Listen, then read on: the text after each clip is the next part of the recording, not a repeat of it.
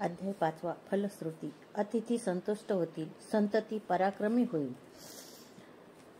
अध्याय 5. मराठी अनुवाद. श्री वल्लभांची जन्मकथा. श्री गणेशाय नमः. सिद्ध म्हणाले, नामधारक कलियुगात लोक धर्मभ्रष्ट झाले, कर्मभ्रष्ट झाले, तेव्हा श्री गुरु दत्तात्रयांनीही लोककल्याणार्थ अवतार घेतले. पिठापूर येथे अपळराज नावाचे आपस्तंभ शाखेचे एक ब्राह्मण राहत होते. त्यांच्या पत्नी सुमती धर्मशील व पतिव्रता होत्या. त्या विष्णू दत्तांची भावभक्तीने आराधना करायच्या. एकदा अमावस्येस अपळराजाच्या घरी पितृश्राद्ध होते. श्राद्धासाठी निमंत्रित ब्राह्मणांचे भोजन व्हायचे होते. तेव्हा दत्तात्रय महाप्रभू अतिथी रूपाने त्यांच्या द्वारी आली. सुमतींनी ब्राह्मण भोजनांपूर्वीच त्यांना भिक्षा घातली. ही त्यांची सेवा तत्परता पाहून दत्तात्रयांनी त्यांना 3 मुखे व 6 हात या मूळ दत्त स्वरूपात दर्शन दिले आणि इच्छित वर मागण्यास सांगितले. तेव्हा सुमतींनी त्यांची स्तुती केली आणि म्हणाल्या, गुरुदेव, तुम्ही मला अतिथी रूपात माते अशी हाक मारलीत, ते वचन खरे हो. मला अनेक अपत्ये झाली, पण ती जन्मतःच मेली. जे 2 पुत्र जगले त्यात एक आंधळा आहे, तर दुसरा पांगळा. असे पुत्र असून नसल्यासारखेच आहेत. माझा पुत्र तुमच्यासारखा महाज्ञानी, जगद्वंद, देवासारखा आणि परमपुरुषार्थी असावा अशी इच्छा आहे. ती तुम्ही पूर्ण करा. दत्तात्रय म्हणाले, मातोश्री, तुम्हाला अपेक्षित असाच पुत्र होईल. तो महातपस्वी असेल. तो तुमच्या कुळाचा उद्धार करेल. त्याची मोठी कीर्ती होईल. मात्र तुम्हाला त्याच्या कलाने घ्यावे लागेल. त्याचा शब्द मोडलात तर तो तुमच्याबरोबर राहणार नाही. सुमतींना वरदान देऊन दत्तात्रय अदृश्य झाले. हे वृत्त त्यांनी पतीला सांगितले. तेव्हा त्यांनाही खूप आश्चर्य वाटले आणि ते सुमतीला म्हणाले, दत्तात्रयांनी तुम्हाला माते अशी हाक मारली, त्या अर्थी तेच पुत्र रूपाने तुमच्या पोटी जन्म घेतील. आपले भाग्य आज फळास आले. त्यावेळी दोघांचाही आनंद गगनात मावत नव्हता.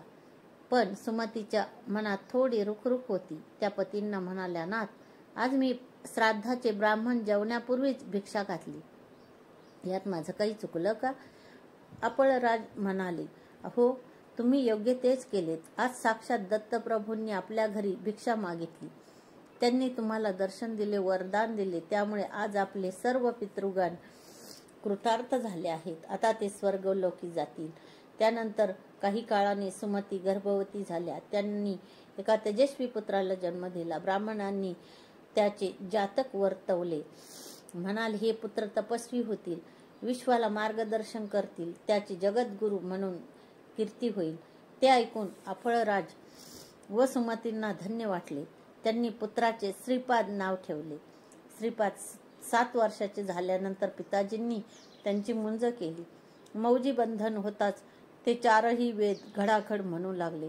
त्यांनी मीमांसा, न्याय, तर्क आदी दर्शनशास्त्रेही तत्काळ प्रकट केली.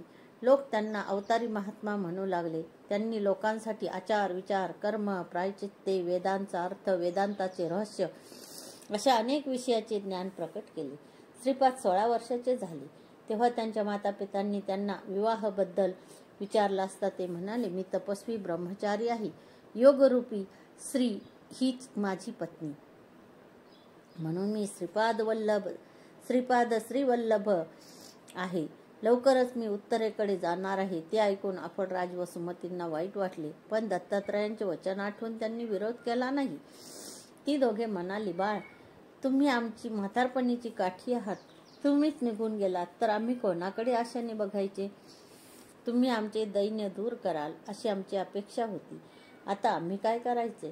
तेव्हा श्रीपादांनी त्यांचे सांत्वन केले व म्हणाले, आई बाबा, एवढंच ना, मी आता तुमचं दुःख घालवतो. मग त्यांनी आपल्या दोन्ही भावांवर अमृतमय कृपादृष्टी टाकली.